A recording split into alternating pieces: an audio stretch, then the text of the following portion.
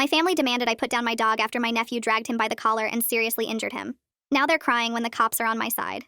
The first time my 13-year-old nephew Conrad spotted my rescue dog Mushu, his eyes lit up. I warned him that he had to be gentle because Mushu was still traumatized from his previous owner, but he didn't care. Moments later, I saw him cornering Mushu in the kitchen, pulling his ears and tail hard enough that Mushu started yelping. "Conrad, I told you to be gentle!" I yelled out, grabbing his wrist to stop him.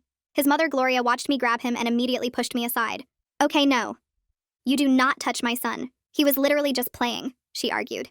I took a deep breath to calm myself and knelt down to comfort Mushu. Gloria rolled her eyes. "You treat that dog better than people. Just keep your kid away from my dog," I said, not willing to argue. Things just started settling down when Conrad snuck a fork from the kitchen and started poking at Mushu again when he thought no one was looking. I confiscated the fork and said, "You wouldn't like it if I poked you with a fork too, right? So don't do it to a dog." Gloria overheard me and gave a disgusted expression. "Now you're lecturing my son?" "Well, I wouldn't be lecturing if he actually listened," I replied.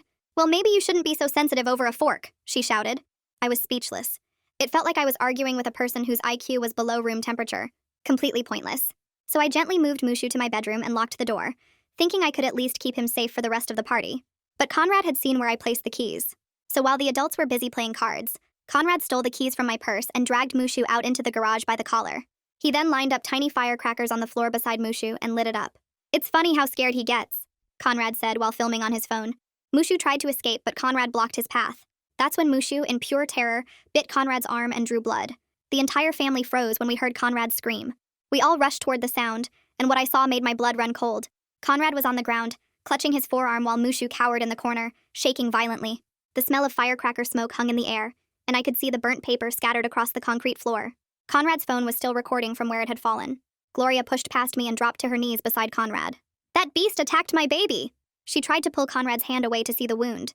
There were deep puncture marks embedded on his arm. My dad grabbed a broom, trying to keep Mushu cornered while Gloria pressed on the wound. My mother stood in the doorway, hand over her mouth. "I told you that dog was dangerous," she said through her tears. My dad helped her take Conrad to her car and rushed to get him to the ER. From the hospital, she called animal control, sending pictures of Conrad's wound as proof. Within an hour, they were at my door with a seizure order. The officer looked stern until I showed him the security footage from my home cameras, as well as the recording from Conrad's own phone. His entire demeanor changed as he watched Conrad terrorize Mushu with forks and firecrackers. They called Gloria, letting her know they would not be taking my dog. She was furious and started making every possible threat on the call. "I'm reporting the animal shelter for corruption. You're choosing a dog over a child. Fine. If you won't do anything, I'll get justice myself." 20 minutes later, Gloria showed up in front of my house with boxes of fireworks. I watched from my window as she started setting up 12 rockets on the street, aimed directly at my house. "Let's see how your precious dog likes it when it's your house," she grinned. I grabbed my phone and my dog and hid in a bathtub, hoping it would protect us. I called 911, sobbing. "My sister's trying to shoot fireworks at my house. Please hurry." The police arrived just as Gloria was lighting the first rocket. One officer tackled her and stomped out the flame. Gloria screamed, "You don't understand! It's her dog that's the problem, not me." She fought against the handcuffs. Just as she screamed, one of the fireworks the officers had missed suddenly went off and shot up into the night sky before exploding with a boom that rattled my windows. I stayed crouched in the bathtub with Mushu pressed against my chest, both of us shaking as the sound echoed through the neighborhood. My ears were ringing so bad I could barely hear Officer Holt's voice on his radio calling for backup and a fire crew. Through the bathroom window, I could see red and blue lights flashing across my ceiling as his partner wrestled Gloria to the ground on my front lawn. She was still screaming something, but I couldn't make out the words over the ringing in my ears. Mushu whimpered and burrowed his head under my arm, his whole body trembling. I kept one hand on his back and used the other to check my phone, making sure the 911 call had gone through and help was actually coming. Within minutes, I heard sirens getting louder and louder until it sounded like half the police department was on my street. I peeked out the bathroom window and counted 3 more police cars pulling up, then a massive fire truck that blocked most of the road. Officers in dark uniforms were running around stomping out the remaining lit fuses on the fireworks Gloria had set up. 2 firefighters in heavy gear were checking my neighbor's bushes with flashlights, looking for any sparks that might have caught. I carefully stood up, keeping Mushu close to me, and made my way through the house to the back door. The front was too chaotic with all the emergency vehicles, and I didn't want Mushu anywhere near the flashing lights or the noise. I carried him through the kitchen and out the back door, then around the side of the house to get inside through the garage. He was shaking so hard I could feel his heartbeat racing against my arms. Once we were safely inside, I set him down in the living room, and he immediately ran to hide under the coffee table. I grabbed a blanket and draped it over the table to make it darker and more den-like for him. My hands were shaking as I tucked the edges of the blanket around the table legs. Someone knocked hard on my front door and I jumped, my heart pounding. I walked over and looked through the peephole to see Officer Holt standing there with his notepad out. I opened the door and he asked me to step outside to give a statement about what happened. The cool night air hit my face as I stepped onto my porch, and I realized I was sweating despite the temperature. I started explaining everything from the beginning. How Conrad had been hurting Mushu earlier today, how Mushu bit him in self-defense, how animal control came and then reversed their decision after seeing the videos. Officer Holt was writing everything down in his notepad, nodding as I talked. I told him about Gloria's threatening phone call and how she showed up 20 minutes later with boxes of fireworks. He asked me to send him copies of all my security footage, and I pulled out my phone right there to forward the files. He also wanted Conrad's phone video that showed him lighting the firecrackers around Mushu, the one animal control had already watched. My voice was shaking as I explained how I hid in the bathtub, because I didn't know what else to do. Officer Holt looked up from his notepad and told me I did the right thing by calling 911 and staying safe. He said he needed me to send those video files as soon as possible for evidence. I could hear Gloria screaming from somewhere nearby, and when I looked past Officer Holt, I saw her in the back of a police car. Her face was pressed against the window, red and twisted with rage. She was yelling something about me choosing a dangerous animal over my own nephew. I couldn't make out all the words, but I heard her screaming that everyone would know what kind of person I am. Neighbors had come out of their houses and were standing on their porches or in their driveways watching everything unfold under the streetlights. I recognized Hannah from 2 houses down and Mr. Avery from across the street. They were all staring at the scene, at the police cars and fire truck and Gloria in handcuffs. I felt my face burning with shame even though I knew I hadn't done anything wrong. Officer Holt asked for my phone again and I handed it over with the security footage already pulled up and ready to play. He stood there on my porch watching the whole thing, his expression getting harder as he saw Conrad pulling Mushu's ears and tail in the kitchen, then later with the fork, then finally in the garage with the firecrackers. The video showed Conrad blocking Mushu's escape and laughing while Mushu tried to get away from the explosions. When Officer Holt got to the part where Mushu bit Conrad's arm, he paused the video and replayed that section twice. Then he watched Conrad's own phone recording that showed the same scene from a different angle. Officer Holt handed my phone back and told me this evidence clearly showed what really happened. He said the videos prove Conrad was hurting Mushu on purpose, and that Gloria's actions tonight were planned and dangerous. He explained that she was going to face serious charges for what she did with those fireworks. The fire crew was still walking around my property with their equipment, checking every inch of my house and yard. One of them called out that they found scorch marks on the vinyl siding near my garage. I walked over with Officer Holt to look, and sure enough, there was a black streak where one of the rockets had grazed the side of my house before exploding in the street. The firefighter took pictures with his phone and wrote notes on a clipboard. Another firefighter was over at my neighbor's hedge with a small fire extinguisher, putting out a brush fire that had started from the sparks. The fire captain came over and explained they were documenting all the property damage and fire hazard for their report. He took more photos of the scorch marks and measured the distance from where Gloria had set up the fireworks to where they hit. I heard a car pulling up fast and turned to see my parents' sedan screeching to a stop behind one of the police cars. My mother jumped out before my father even had the car in the park. Conrad was in the back seat with his arm wrapped in white bandages. My mother took one look at all the police cars and the fire truck and immediately started yelling. She marched straight toward Officer Holt, demanding to know why Gloria was arrested when her grandson was the one who got hurt. Her voice was shrill and angry as she pointed at the police car where Gloria was sitting. Officer Holt held up his hand and asked her to calm down, so he could explain the situation. My father got out of the car more slowly, looking exhausted and defeated. He put his hand on my mother's shoulder and quietly asked everyone to calm down, so we could sort this out. He looked like he had aged 10 years since this afternoon. His shoulders were slumped and there were dark circles under his eyes. Officer Holt explained in a calm voice that the evidence clearly shows Conrad hurt the dog on purpose, and that Gloria committed multiple crimes tonight by trying to shoot fireworks at my house. My mother started to argue, but my father squeezed her shoulder and she went quiet. Officer Holt showed them some of the footage on my phone, the parts where Conrad was tormenting Mushu. My mother's face went pale as she watched, but she didn't say anything else. My father just looked down at the ground and shook his head slowly. The whole street was still lit up with emergency lights, and I could see more neighbors coming out to watch. I went back inside to check on Mushu and found him still hiding under the coffee table with the blanket draped over it. I lay down on the floor next to him and reached under to pet his head. He licked my hand once but didn't come out. I stayed there with him until I heard the police cars and fire truck finally start to leave. The next morning, I woke up to someone knocking on my door. Mushu was sleeping in his crate in my bedroom, finally calm after the chaos of last night. I looked through the peephole and saw Officer Ursula Duffy from Animal Control standing on my porch with a clipboard. I opened the door and she explained she was here to follow up on the bite incident from yesterday. She came inside and I showed her to the living room where we sat down.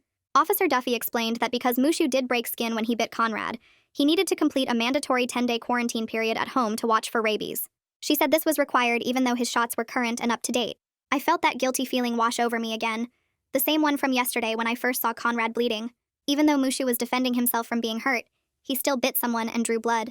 Officer Duffy must have seen the look on my face because she told me not to blame myself or my dog.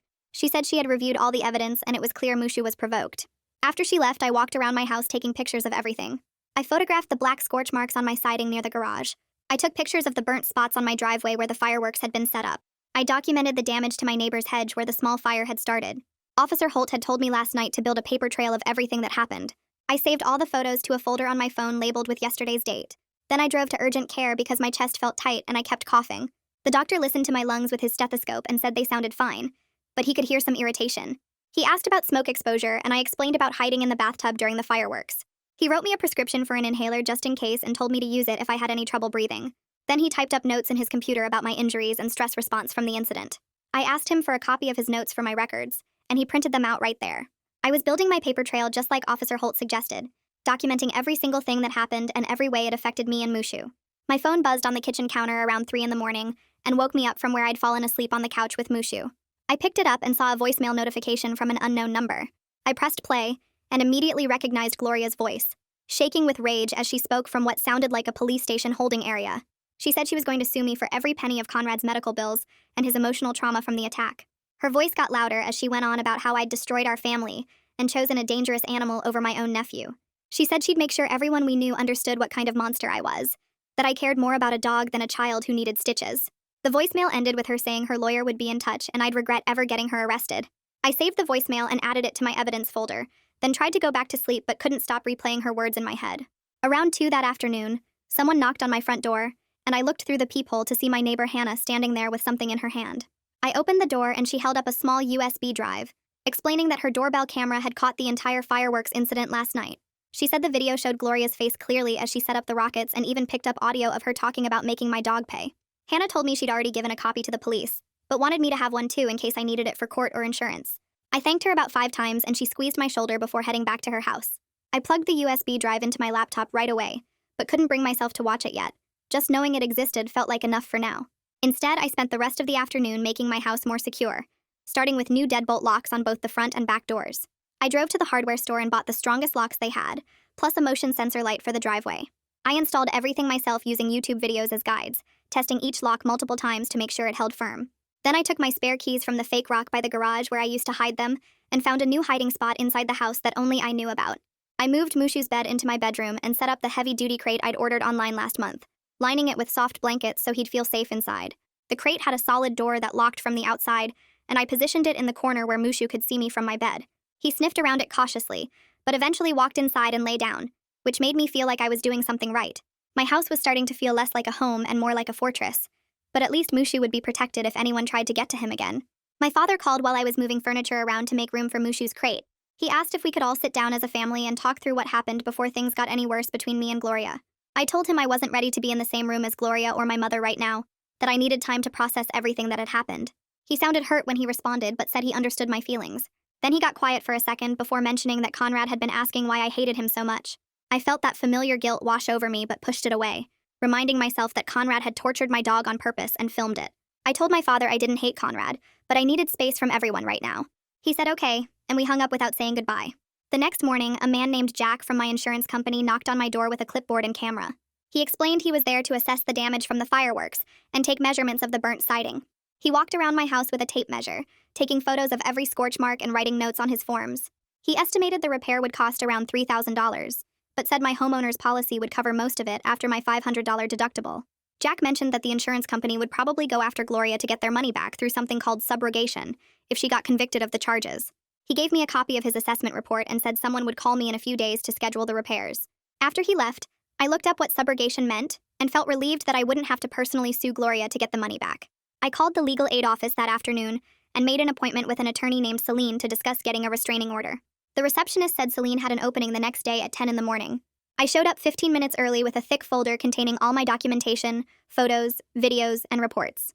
Celine met me in a small conference room and listened to my entire story without interrupting once. She reviewed every piece of evidence I'd brought, watching both the security footage and Conrad's phone video with a serious expression. When I finished explaining everything, she said I had an extremely strong case for a protective order against Gloria. She started filling out the paperwork right there, asking me specific questions about dates and times and exact quotes of what Gloria had said. Celine explained the process for getting an emergency hearing and what I should expect when we went before the judge. Her matter-of-fact tone helped me feel less emotional about the whole situation. The next day, I met with Celine again, and she walked me through what would happen at the protective order hearing. She helped me organize all my evidence into a clear timeline that showed exactly how events unfolded. We put the fork incident first, then the firecrackers in the garage, then the bite, then Gloria's threats on the phone, and finally the fireworks attack. Celine had me practice telling my story out loud, coaching me to stay calm and stick to facts without getting defensive or angry. She said judges respond better to people who seem rational and credible rather than emotional and vengeful. We went through potential questions Gloria's lawyer might ask and how I should answer them honestly but briefly. By the end of the session, I felt more prepared and less scared about facing Gloria in court. That same afternoon, the animal control supervisor named Hadley came to my house for the mandatory quarantine home visit. She spent about 30 minutes observing Mushu, watching how he moved around the house and how he reacted to different sounds. She made notes in her report about his body language and the way he flinched at loud noises. Hadley told me she'd seen hundreds of dog bite cases in her career, and this was one of the clearest examples of justified self-defense she'd ever encountered. She said Mushu showed obvious signs of past trauma and fear responses that were consistent with abuse from a previous owner. Before she left, she signed off on the home quarantine paperwork and said I was doing everything right to help Mushu recover. Her validation meant more to me than I expected, and I felt tears starting but held them back until after she drove away. Later that evening, Hannah came back over with her laptop and said she wanted to show me the actual video file from her doorbell camera. I wasn't sure I wanted to see it, but she said it might help me prepare for court. We sat on my couch and she pulled up the footage, which showed Gloria's car pulling up with boxes of fireworks in the passenger seat.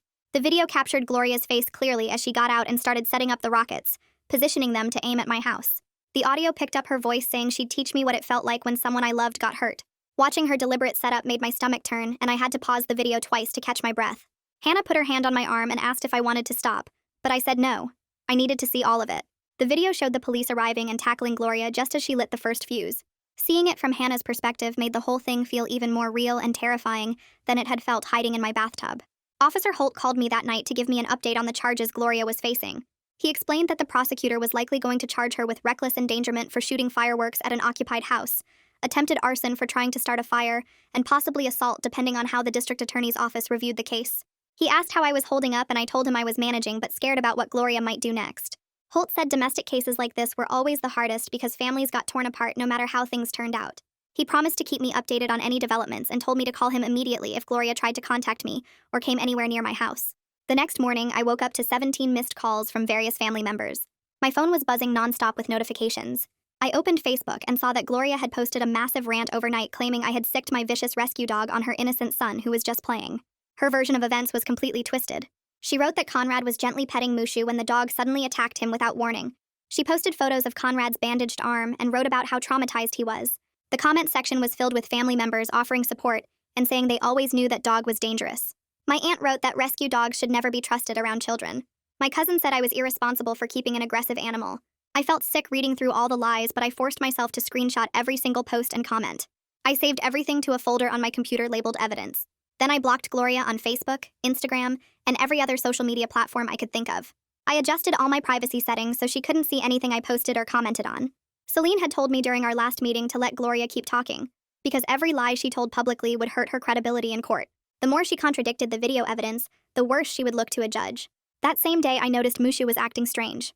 Every time a door slammed or a car backfired outside, he would start shaking and panting heavily. His whole body would go stiff and his eyes would get wide with fear.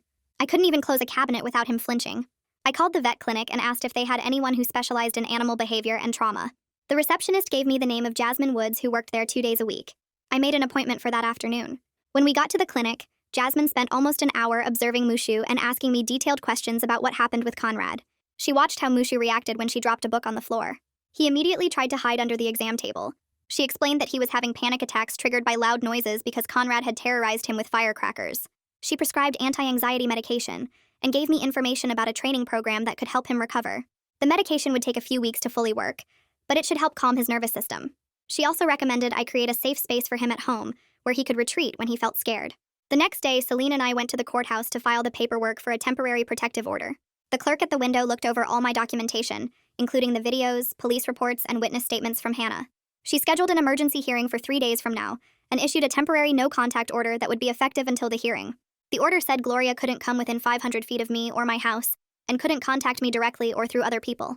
Walking out of the courthouse with that paperwork in my hand, I finally felt like I was taking control of the situation instead of just reacting to Gloria's chaos. I had spent so many days feeling helpless and scared, but now I was actively protecting myself through the legal system. That afternoon, Jack the insurance adjuster called me back with his full report. He confirmed the damage estimate was right around $3,000 for replacing the siding and cleaning up the scorch marks. He explained that my homeowner's insurance would cover it minus my $500 deductible. Then he told me something interesting. He said if Gloria got convicted of the criminal charges, the insurance company would definitely go after her to recover what they paid out. The subrogation process was separate from any criminal restitution she might owe. That meant she could end up paying for the damage twice, once to the insurance company, and once as part of her criminal sentence. I thanked him for the information and hung up feeling a bit better about the financial side of things. 2 days later, my father showed up at my door without calling first. I saw his car pull up and felt my stomach drop. He knocked softly and asked if we could talk. I let him in but stayed standing near the door. He started by saying he understood I was upset, but asked if I would consider dropping the protective order for the sake of family unity. He said Gloria was sorry, even though she hadn't actually said those words to me herself. He mentioned that Conrad was having nightmares and was traumatized by everything that happened. I took a deep breath and told him that Gloria literally tried to burn down my house with fireworks. I said I wasn't backing down just to make everyone comfortable. He looked hurt, but I held firm. I explained that until Gloria took real responsibility for her actions and stopped blaming Mushu for defending himself, I needed legal protection from her. My father nodded slowly and left without arguing further.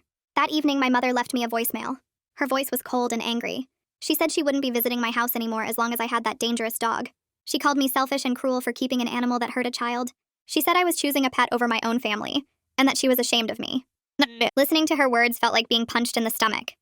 Part of me wanted to call her back and explain everything again, but I knew it wouldn't matter. She had already decided that Mushu was the villain and nothing I said would change her mind. I saved the voicemail to my evidence folder just in case and tried not to cry. The next morning, I received an official-looking envelope in the mail from Animal Control. Inside was a written assessment from Officer Duffy. The report stated clearly that Mushu's bite was a direct response to sustained provocation and abuse. It explicitly noted that Conrad's actions with the firecrackers constituted animal cruelty under state law. The report also mentioned that Mushu showed remarkable restraint by only biting once when he easily could have done much more damage. Officer Duffy wrote that in her professional opinion, Mushu posed no danger to the public and should not face any restrictions or penalties. This document would be crucial evidence at the protective order hearing. I made 3 copies and gave one to Celine right away. My father called me that evening with an update. He said Gloria had been formally cited by the prosecutor's office and received a court date for her arraignment on the criminal charges. According to him, Gloria was telling the whole extended family that I was the one who should be arrested for having a vicious animal. She had apparently convinced herself that she was the real victim in all of this. She was saying the police were corrupt, and that the videos had been edited to make her look bad. My father sounded exhausted trying to deal with her delusions. I thanked him for keeping me informed, but told him I couldn't discuss Gloria with him anymore because it was too stressful. 3 days later, I sat in the courthouse waiting room with Celine before the protective order hearing. My hands were shaking as we went over my testimony one last time. When we entered the courtroom, I saw Gloria sitting on the opposite side with her attorney. She glared at me with pure hatred. The judge called the hearing to order and asked me to take the stand. I testified about everything that happened, starting with Conrad pulling Mushu's ears and tail at the party. I explained how I had locked Mushu in my bedroom for safety, but Conrad stole my keys. I described finding Conrad in the garage with the firecrackers and Mushu's terrified reaction. I talked about the bite and how Animal Control had reviewed all the evidence. Then I testified about Gloria's threats on the phone and her showing up with boxes of fireworks aimed at my house. The judge watched all the video evidence on a large screen. He read through Officer Duffy's Animal Control report carefully.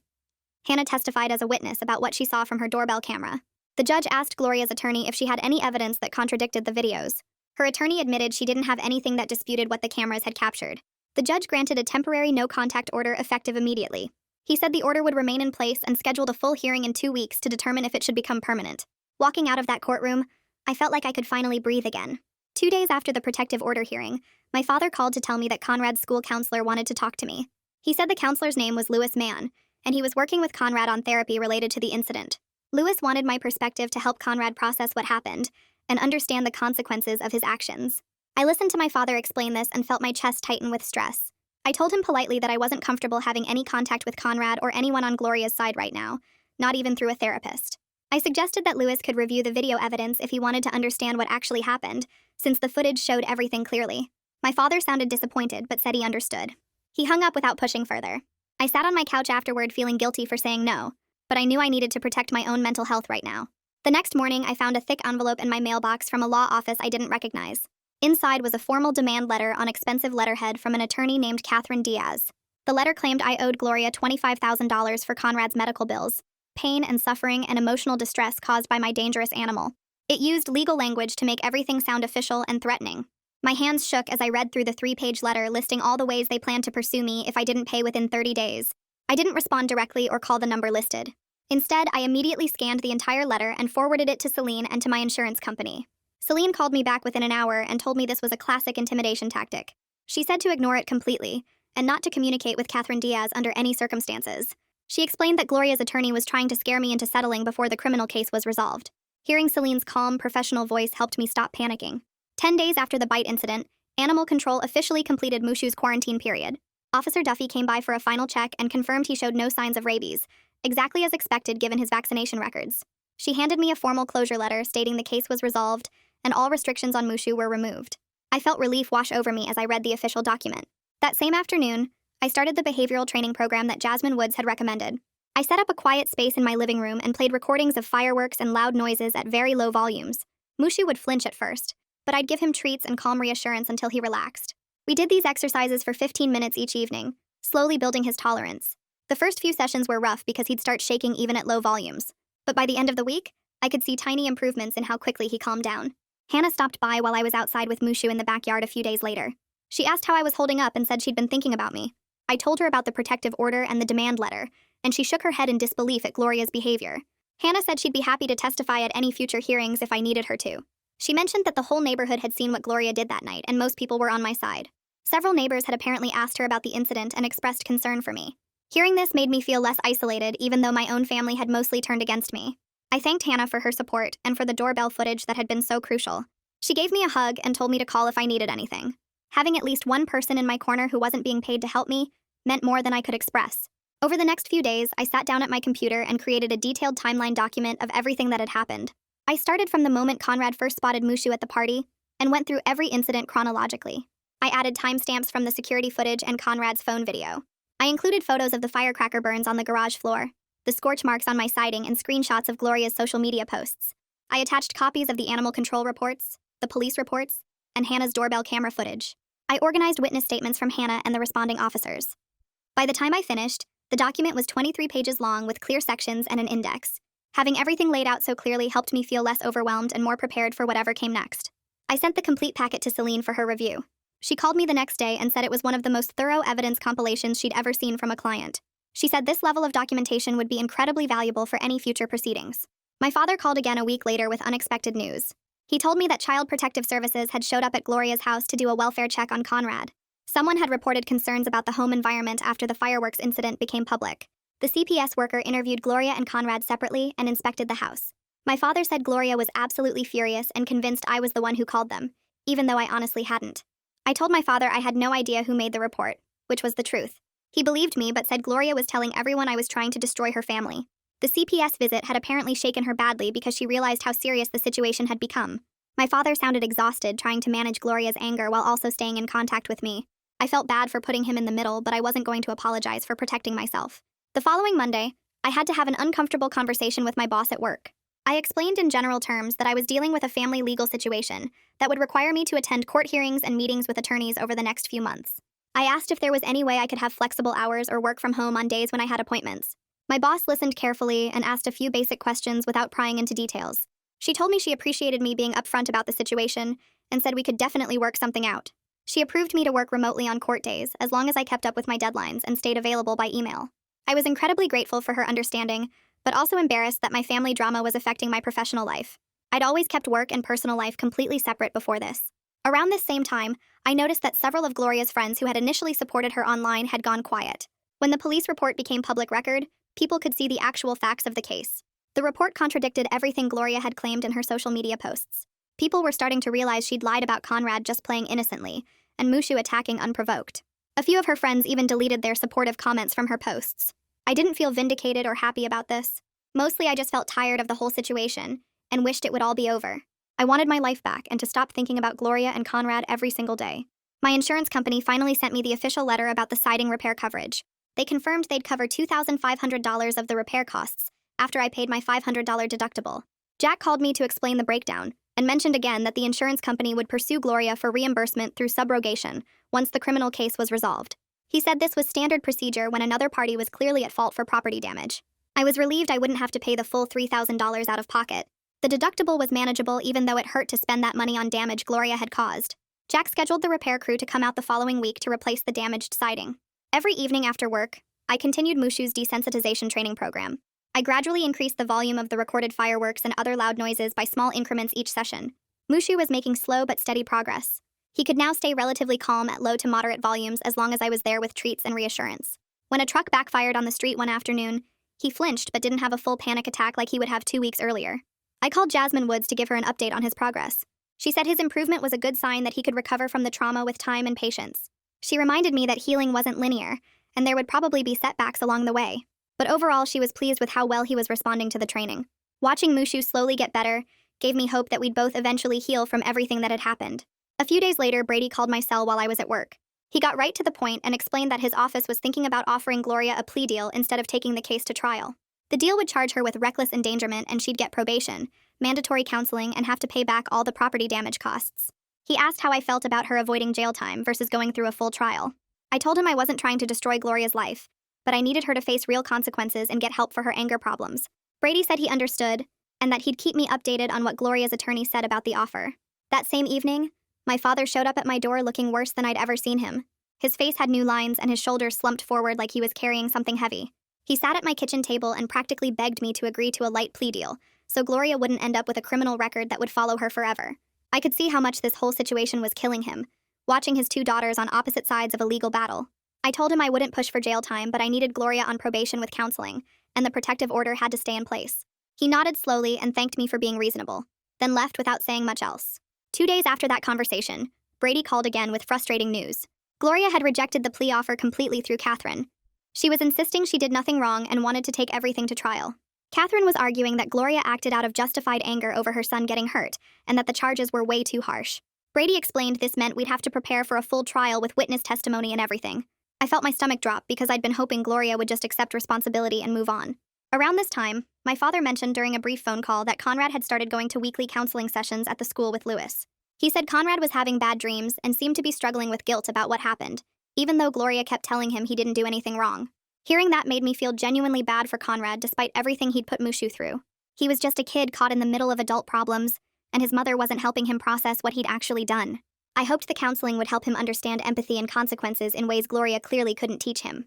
The court scheduled the hearing for the permanent protective order, and I spent the next several days preparing my testimony with Celine at her office. We practiced staying calm and sticking to facts, going over what questions Catherine might ask to try to make me look bad. Celine had me rehearse explaining the fork incident, the firecrackers in the garage, and Gloria's attack with the fireworks without getting emotional or defensive. I was nervous about sitting in the same courtroom as Gloria, but I was determined to see this through and get the protection I needed. During this same period, Jack called to tell me that Gloria's insurance company had reached out to my insurance company about settling the property damage claims separately from the criminal case. He explained this was pretty normal and that the 2 companies would work it out directly without me having to do anything. It was a relief to have one less thing on my plate to worry about. I also sat down with both my parents at a coffee shop and laid out clear boundaries for moving forward. I told them I wouldn't discuss Gloria or Conrad with them anymore. They couldn't bring Gloria to my house under any circumstances, and they needed to stop pressuring me to drop the protective order. My mother looked offended and started to argue, but my father put his hand on her arm and quietly agreed to respect my terms. The morning of the protective order hearing finally arrived, and I walked into the courthouse with Celine beside me. Gloria sat across the courtroom with Catherine, glaring at me the entire time. When it was my turn to testify, I explained everything that happened, starting with Conrad pulling Mushu's ears and tail, then the fork incident, then him stealing my keys to drag Mushu to the garage and terrorize him with firecrackers. I described coming home to find Gloria setting up rockets aimed at my house and hiding in the bathtub while calling for help. Celine presented all the security footage, the animal control report from Officer Duffy, and Hannah's testimony about what she witnessed from her doorbell camera. The judge watched every video carefully, then asked Catherine if she had any evidence that contradicted what the videos clearly showed. Catherine admitted she didn't have any contradicting evidence.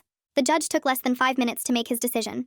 He granted a full protective order valid for 12 months with strict rules that Gloria couldn't come within 500 feet of me or my home. All communication between us had to go through our attorneys for insurance and legal stuff only. I felt this huge wave of relief wash over me as the judge read out the order terms. Gloria's face turned red, but she didn't say anything. 2 days after the hearing, Brady called with the news I'd been waiting for. Gloria had accepted a plea deal through Catherine that morning. She pleaded guilty to reckless endangerment and got 2 years of probation, mandatory anger management counseling, and a ban on possessing any fireworks. She also had to pay back all the costs for fixing my siding and other property damage plus court fees. Brady said the deal was fair given the circumstances and that Gloria would face serious jail time if she violated any part of her probation. I thanked him for keeping me informed through the whole process and hung up feeling like a massive weight had been lifted off my shoulders. Jack called 3 days later with news about the insurance claim. He explained that my insurance company had approved the full payout for the property damage and they were moving forward with subrogation against Gloria as part of her restitution. The repairs would be scheduled within the next 2 weeks once the contractor had an opening. I felt the financial pressure ease knowing I wouldn't be stuck paying for damage Gloria caused. Jack walked me through the paperwork I needed to sign and said his company would handle collecting from Gloria directly through the court system.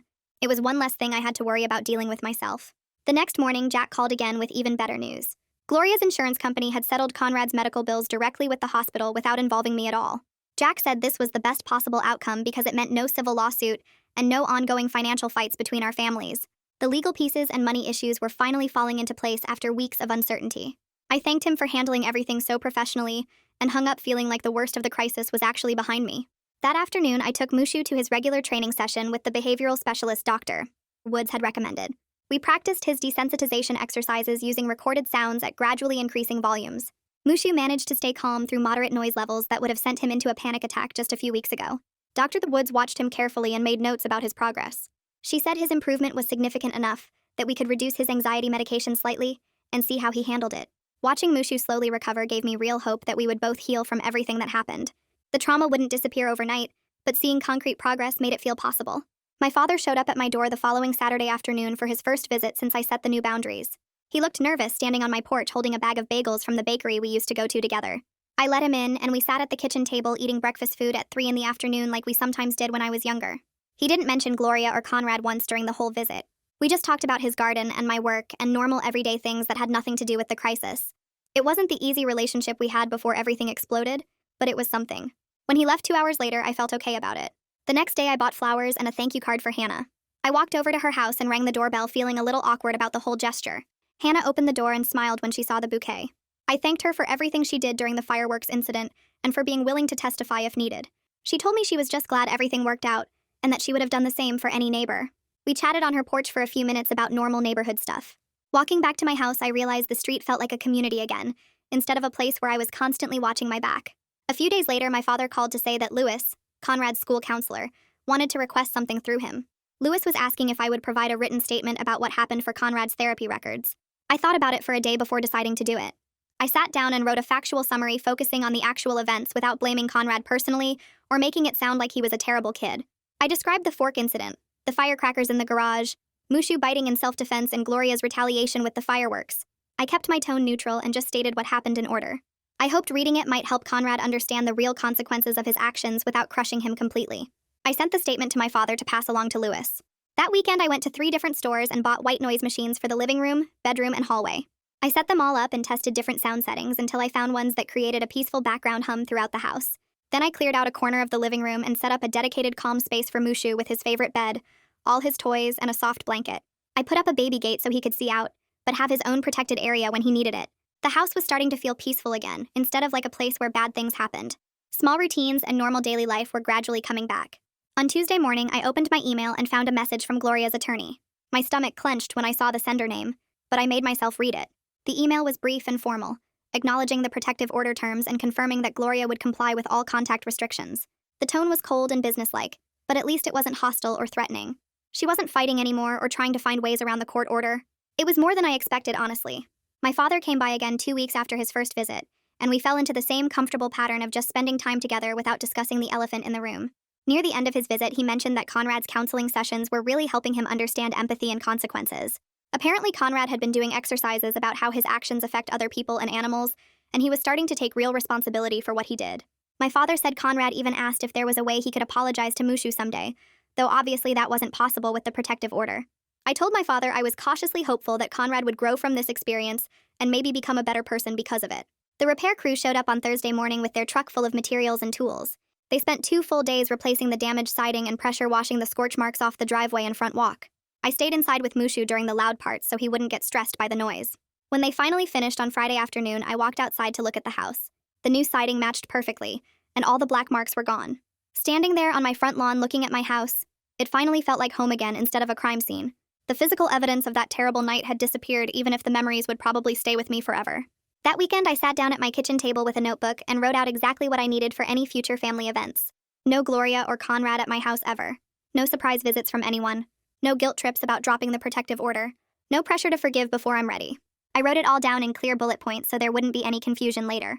When my father stopped by on Tuesday, I showed him the list and explained these were my boundaries going forward. He read through it slowly, nodding at each point. He folded the paper and put it in his wallet, then told me he understood and would respect what I needed. Having those boundaries written down and agreed to made me feel like I had some control back instead of just reacting to whatever happened next. A few nights later, I took Mushu out for our evening walk around the block just as the sun was setting. We were halfway down the street when someone's backyard party started up, and I heard the sharp crack of fireworks going off a few houses away. Mushu stopped walking and his whole body went stiff. He looked up at me with those worried eyes, waiting to see how I would react. I knelt down beside him and gave him the calm signal we'd been practicing with Dr. Woods, placing my hand on his chest and taking slow breaths. Another firework went off and he flinched but didn't try to run. After a few seconds, he relaxed a little and started walking again, staying close to my leg. It wasn't perfect, and he was still nervous, but he recovered way faster than he would have a month ago. I was really proud of how far he'd come with the training. The next morning, my father texted asking if I wanted to meet for coffee at the shop on Main Street. I agreed because it felt safer than having him at my house where we might get interrupted. We sat at a corner table with our drinks, and he started the conversation by saying he wished things were different with the family. He admitted that Gloria and I probably needed to stay apart for now, and that pushing for some big reconciliation wouldn't help anyone. I told him I appreciated that he was respecting my boundaries, and that I still wanted to have a relationship with him, even if things with Gloria were complicated. We agreed to keep meeting like this, just the two of us, without forcing anything that neither Gloria nor I were ready for. That night, I was back home with Mushu curled up in his bed next to my chair, while I read a book I'd been trying to finish for weeks. I'd logged out of the family group text earlier that day, and put my phone on Do Not Disturb mode so I wouldn't see any messages until morning. The house was quiet except for Mushu's soft breathing and the occasional page turn. Life wasn't perfect, and my family relationships were still a mess, but I'd protected what mattered most to me and built a home that felt safe and peaceful for both of us. And that's the end of this one. I love when a simple story carries something you can actually use in real life. If it sparked a thought or gave you a fresh perspective, that's the goal. Subscribe so you can catch the next one when it drops.